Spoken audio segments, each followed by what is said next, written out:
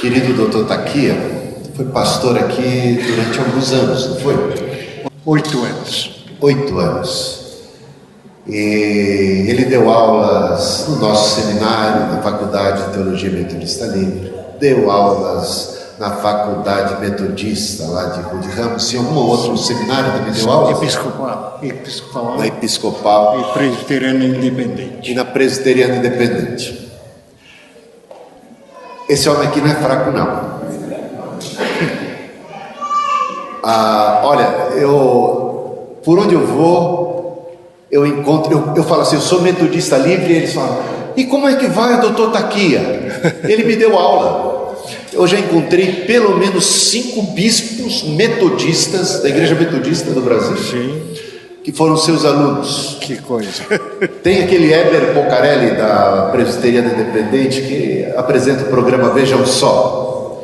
Então de vez em quando eu sou convidado, né, para debater nesse programa. E aí o Heber sempre fala, e o doutor Taquia, porque ele também me deu aula. Ele deu aula para o meu pai. Só para você ter uma ideia, né, da graça de Deus na vida desse homem que deixa um legado por onde ele passou. Eu louvo a Deus por sua vida e por esse privilégio de, numa data como esta, tão emblemática, 70 anos de vida, por graça do Senhor, ter você aqui conosco nesta noite. Muito obrigado. É um presente de aniversário para toda a igreja. Eu sei que isso também é muito especial para o seu coração, dado o seu amor pela nossa igreja, pelo Brasil. Então, sem mais delongas, a palavra está com o reverendo doutor Taquia, Yoshikazu Taquia. Foi uma bondade do bispo Hildo, porque ele já tinha preparado a mensagem para esta ocasião, e ele está cedendo o lugar para mim. Eu agradeço muito essa oportunidade. Fui pastor desta igreja há 8 anos e tenho muitas lembranças e de muitos que estão aqui presentes. A passagem bíblica vem do livro de Gênesis, capítulo 11. Vou ler, eu acho que vou pedir para o pastor Hildo ler, porque a letra é pequena e a minha idade agora não permite ler. Gênesis 11, do versículo 1 até 9. Até o 9. Coloquemos em pé para a leitura da palavra de Deus. Gênesis capítulo 11, de 1 a 9, que diz assim: E era toda a terra uma mesma língua e de uma mesma fala. E aconteceu que, partindo eles do Oriente, acharam um vale na terra de Siná e habitaram ali. E disseram uns aos outros: Eia, façamos tijolos e queimemo-los bem. E foi-lhes o tijolo por pedra e o betume por cal. E disseram: Eia, edifiquemos nós uma cidade e uma torre cujo cume toque nos céus, e estabeleçamos um nome, para que não sejamos espalhados sobre a face de toda a terra. Então desceu o Senhor para ver a cidade e a torre que os filhos dos homens edificavam, e disse: Eis que o povo é um e todos têm uma mesma língua, e isto é o que começam a fazer, não havendo agora restrição para tudo o que eles tentarem fazer. Eia, desçamos e confundamos ali a sua língua, para que não entenda uma língua do outro. Assim o Senhor os espalhou dali sobre a face de toda a terra, e cessaram de edificar a cidade. Por isso se chamou o seu nome Babel, porquanto ali confundiu o Senhor a língua de toda a terra, e dali os espalhou o Senhor sobre a face de toda a terra. Agora abramos a Bíblia em Atos dos Apóstolos, capítulo 2.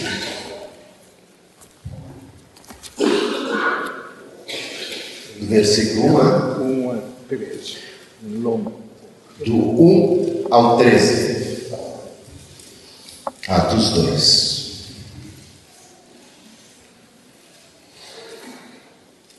E cumprindo-se o dia de Pentecostes, estavam todos concordemente no mesmo lugar. E de repente veio do céu um som como de um vento veemente e impetuoso, e encheu toda a casa em que estavam assentados. E foram vistas por eles línguas repartidas, como que de fogo, as quais pousaram sobre cada um deles.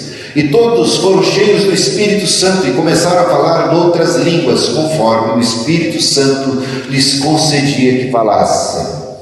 E em Jerusalém estavam habitando judeus, homens religiosos de todas as nações que estão debaixo do céu. E quando aquele som ocorreu, ajuntou-se uma multidão e estava confusa, porque cada um os ouvia falar na sua própria língua. E todos pasmavam e se maravilhavam, dizendo uns aos outros: pois que não são galileus todos esses homens que estão falando? Como, pois, os ouvimos cada um na nossa própria língua em que somos nascidos? Partos e medos, elamitas e os que habitam na Mesopotâmia, Judéia e Capadócia, Ponto e Ásia, e Frígia e Panfília, Egito e partes da Líbia, junto a Cirene, e forasteiros romanos, tanto judeus como prosélitos, cretenses e árabes, todos nós temos ouvido em nossas próprias línguas falar das grandezas de Deus. E todos se maravilhavam e estavam suspensos, dizendo uns para os outros: que quer isto dizer? E outros, zombando, diziam: estão cheios de vinho. Obrigado. Por favor, sentar-se.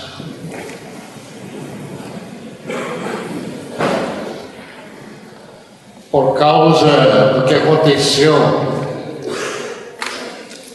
na cidade de Babel, na Mesopotâmia, e como Deus confundiu a língua do pessoal que estava vivendo lá, e Deus espalhou para o mundo todo. E cada um começou a falar uma língua diferente. Então, ilustra a situação. Um industrial japonês chegou em casa e disse para a esposa: Gohan, de que mais está cá? E ela respondeu: não entendo nada. O que está falando? E por isso eles tiveram que separar. Nós, eu e os Nagumas, falamos muito do que está acontecendo, porque celebrando 50 anos de casados,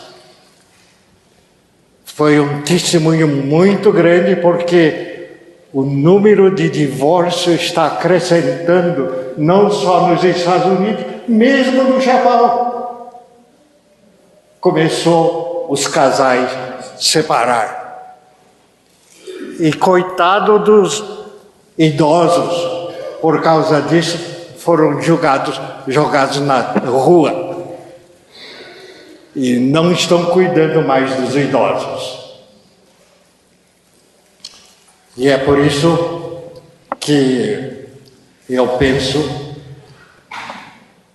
que a língua é muito importante. Deus não criou os animais com a capacidade de palavras. Palavras é um dom que Deus deu somente a nós humanos, homens e mulheres. Porque a palavra torna-se um meio eficiente de comunicação entre as pessoas. Se não tivéssemos palavras, só com a afeição, só com as mãos, a gente não comunica quase nada.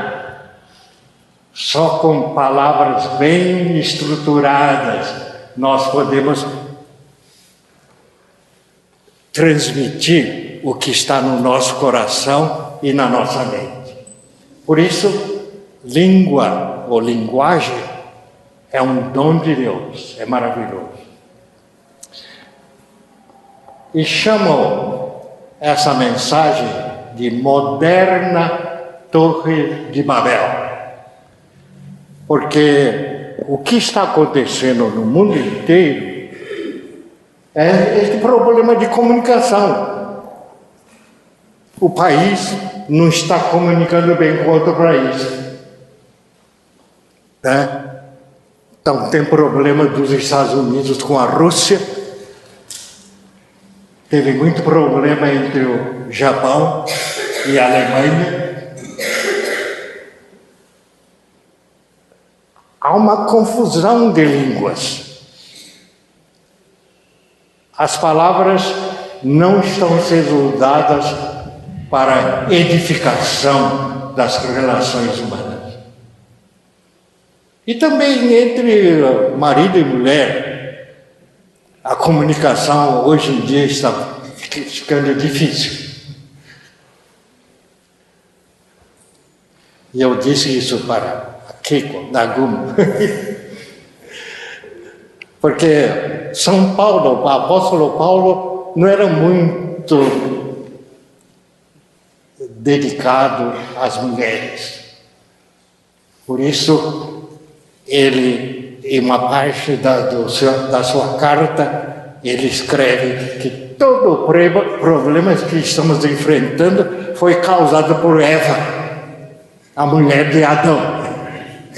Porque ela pegou o fruto proibido que Deus proibiu e trouxe a morte à humanidade.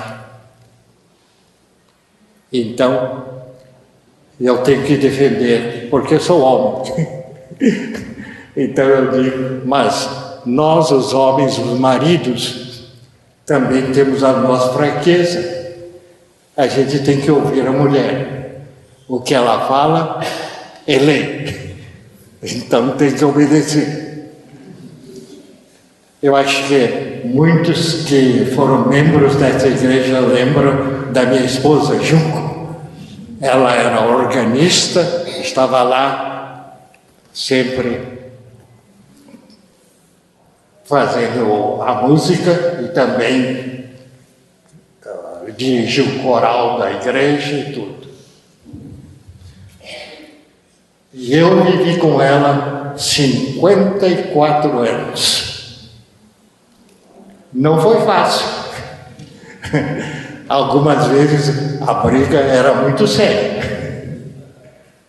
Mas Deus abençoou o nosso casamento. Nós começamos a entender um ao outro e usar palavras construtoras. Não palavras de destruição de relacionamento. Palavras de amor, de compreensão. E é muito importante isso. Lendo capítulo 2 dos Atos de Apóstolos, eu não sou contra a Assembleia de Deus, nem as igrejas carismáticas, mas eles interpretaram essa passagem como se eles estivessem falando línguas dos anjos. E por isso, muitos da igreja falam a linguagem numa oração que ninguém entende o que estão falando. Eu não sei se Deus também entende. Mas, como o pastor, o bispo Hildo leu, as pessoas que estiveram no dia de Pentecostes ouviram Pedro e outros falando de Deus, da bênção e tudo, e eles todos entenderam nossa própria língua. O japonês entendeu a língua, a fala em língua japonesa. Os brasileiros, naturalmente, eles ouviram em português, e os americanos ouviram em inglês. E todos entenderam. E quando eu falo da necessidade de palavras para comunicação, para entender um do outro, nós temos que ter cuidado para usar palavras construtoras, não palavras que machuquem a outra pessoa que está ouvindo. É muito importante. E como isso pode acontecer? É uma obra do Espírito Santo. Quando o Espírito Santo desceu sobre os 12 discípulos, 12 apóstolos de Jesus, eles começaram a usar uma linguagem que todos entenderam. E não só entenderam, mas entenderam na sua própria língua, sua própria compreensão. E eu oro a Deus e peço que isso aconteça com todos nós, que usemos as palavras, a linguagem para construção, não para destruição de relacionamentos. Temos que ter muito cuidado. O problema de muitos casais é problema de linguagem, não é verdade? Algumas vezes, tanto o marido ou a esposa usa umas palavras que não são bem construtoras e traz problemas entre o casal. E um problema muito grande entre pais e filhos. Tem um problema muito grande que muitos pais não entendem os seus filhos. E muitas mães não entendem as suas filhas. E as filhas não entendem a mamãe. E os filhos não entendem muito os pais. E isso está problema familiar em muitos países. Eu vejo, estou vivendo nos Estados Unidos, da Califórnia, e vejo muitas famílias se desintegrando, porque filho e pai não se comunicam, filhas e mães não estão comunicando, então muitos jovens estão abandonando a família, e com abandonando a família estão abandonando a igreja também. E eu estou indo para a igreja presbiteriana lá em Califórnia, e o pastor de lá está implementando um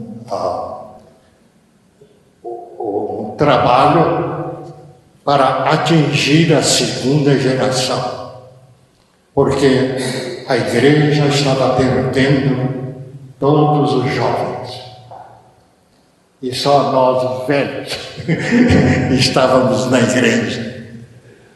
Então a igreja sofre não só economicamente, sofre no trabalho, na missão de pregar o Evangelho de Jesus Cristo para as pessoas. Eu estou nessa igreja presbiteriana, no culto, e quando eu vejo, eu vou para o culto, 2 cultos, às 9h45 e a outra, o culto, às 11h10. E fico algumas vezes muito triste, porque o atendimento de pessoas começaram a diminuir. Os idosos ficam doentes, não podem vir à igreja, estão morrendo, e os jovens abandonando a igreja. Então eu vejo os assentos da igreja, vejam, estes domingos só apareceram metade das pessoas que eu esperava.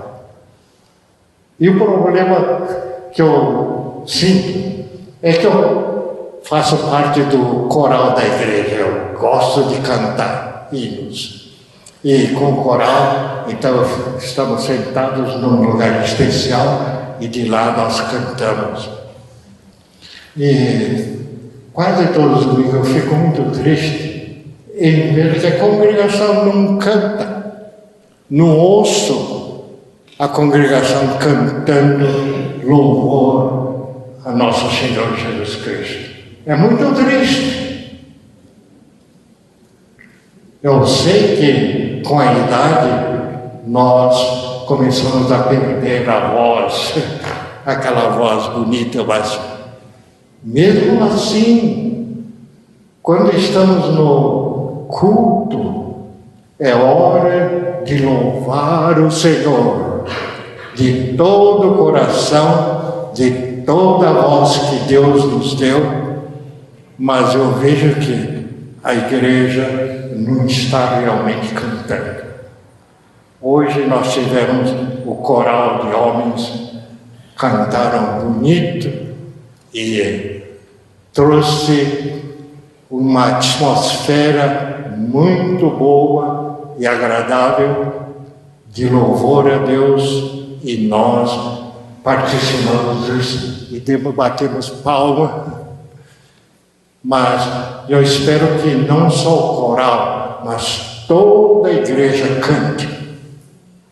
Louve ao Senhor de todo o coração, de toda a voz, porque só ao ser humano Deus deu esse privilégio, esse talento.